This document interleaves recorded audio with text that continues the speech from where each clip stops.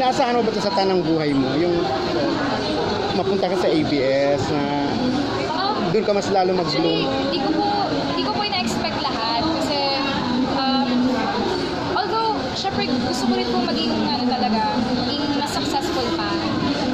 Pero parang nakakatuwa po kasi si Lord yung nag-orchestrate ng lahat ng pangyayari. So medyo matagal man po yung naging transition ko, but at least andito na po ako ngayon. Oo. Ano na mga nabago sa buhay mo? Personal and sa Financial, charot. Actually, may mga iba nagsasabi na kaya ka lumipat sa ABS-CBN kasi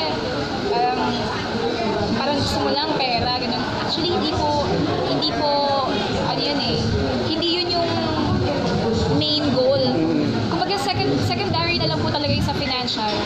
But yung pinakauna sa akin is yung ma-utilize ko po talaga ng maayos yung singing talent ko po.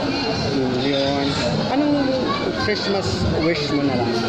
Christmas wish? Ano lang po talaga, simple lang. Magkasama-sama lang po talaga kami ng family ko, relatives, and close friends. Ang service provider namin